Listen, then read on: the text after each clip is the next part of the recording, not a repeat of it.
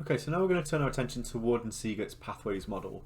I've said in a previous video that this is kind of an extension or not necessarily an extension, but a more elaborative version of the Hall and Hirschmann quadripartite model. Hopefully you'll see what I mean by that in a second, but that description may be a little bit unfair.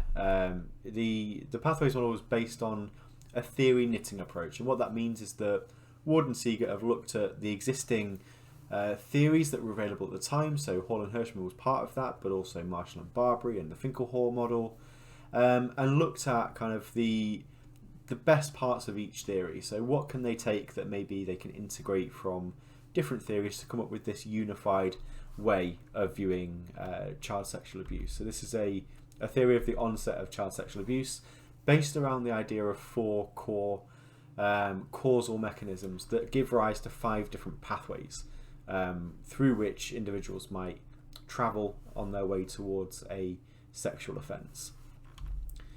Now, similar to Hall and Hirschmann, what Ward and Siegert suggest is that each one of these mechanisms that they are proposing is predominant for each individual perpetrator, but all of them are involved to some degree in each offence. And this is where Hall and Hirschmann and Ward and Siegert really get a little bit different, in that Hall and Hirschmann tend to describe what's going on, whereas Ward and Siegert are going into a lot more detail in terms of the process by which these things interact. So these are the 4 mechanisms advanced by Ward and Siegert. What they suggest is that there are different domains of deficits or deviants. So intimacy and social skills deficits, we might refer to them and we might equate them to the personality problems subtype from Hall and Hirschmann. Distorted sexual scripts is obviously related to deviant sexual interests. Emotional dysregulation, again, is related to the issues around kind of emotion in Hall and Hirschmann, and the cognitive distortions and sociality domain as well. There are issues around cognitive distortions and implicit theories maybe that are predominant for some individuals. So what we're going to do is look at each of these pathways in turn. So first off, the intimacy and social skills deficits pathway. So this is where we start to see more of the other theories coming through. So as you'll remember from one of the previous videos, Marshall and Barbary started with this idea of insecure attachment in their integrated theory. Whether that's an avoidant style or an anxious style is kind of remains to be seen, but some kind of insecure attachment stemming from maybe abuse or neglect, or a lack of ability to kind of develop close personal relationships in childhood is the beginning of this pathway. That then leads to adult rejection in the same way as we described in relation to Marshall and Barbary's work. So looking at the idea of the sexual awakening linking to rejection in that sense because of a lack of social skills. Now what that also leads to is social isolation. And we know from a range of different research programs that social isolation really is an important risk factor for sexual offending, and particularly among those who use sex as a coping strategy. Then we might see the development of these kinds of cognitions around children being less hostile. So what we see is the idea of the world being dangerous, this implicit theory of the dangerous world, coupled with maybe the view that children are sexual beings, children are able to consent to sexual activity. If we think back to the Finkel-Hall model, that might be a way of overcoming some internal inhibitors, which then leads to what we refer to as emotional congruence, and we've already looked at that as well in an earlier video. That emotional congruence then potentially leads then to a sexual offence, and this is again where we see that difficulty in terms of making a leap between emotional congruence on the one hand and a sexual offence on the other. There's various level 3 situational and process-based issues that are going on in this link here that aren't necessarily clear and aren't consistent across different perpetrators. The next pathway is called the deviant sexual scripts pathway. This is where you may start with some kind of premature sexualization. That might be experiences of child abuse, or it may be early exposure to pornography or something along those lines. What that then becomes is that interpersonal intimacy becomes equated with sex. So sex is devoid of this kind of emotional bond with someone, but it's just a tool for showing that you care. So this is typically what we see among perpetrators of sexual violence who have been abused themselves in childhood. They begin to see sex as just a tool of showing someone that you care for them, rather than it having an emotional element in and of itself.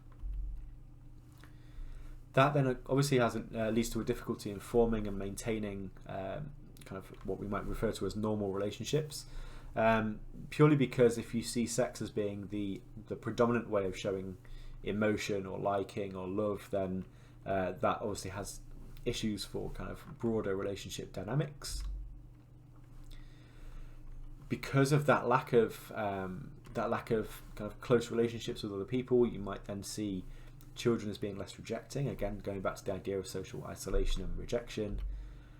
And then when an opportunity for sexual release comes up, when maybe someone is within the kind of environment with a child who they've seen as less threatening, they have a desire for sexual release, they may then act out on that as a way of showing either the child that they care, or just as a way of getting that sexual release. The emotional dysregulation pathway works in a fairly similar way, to be honest, as the first one. So thinking about this lack of emotional competence, a lack of ability to regulate your emotion, a lack of ability to inhibit your impulses and things like that, all stem from this kind of bundle of traits referred to as emotional competence. Now what happens is that if you experience a particularly emotive state, so you may be incredibly angry, or you're feeling down and you've got low levels of self-worth, sex might become a way of coping with that. So we see that a lot of people who maybe if they are kind of feeling really depressed, they might kind of develop I don't want to necessarily say addiction, but they might use pornography as an outlet for escapism. If that kind of becomes less and less satisfying for them, then potentially you end up with a sexual offence taking place. Again, there are level 3 theories and level 3 processes to consider here. It's not simply a case of somebody feels angry, they don't have emotional competence, so therefore they commit a sexual offence. That's not what we're saying at all. But for some people who maybe use sex as a coping strategy, that might be one option that they see. Now then, what that leads to is that the sexual offence acts as an outlet for their emotion and gives them a sense of increased or improved self-worth and identity.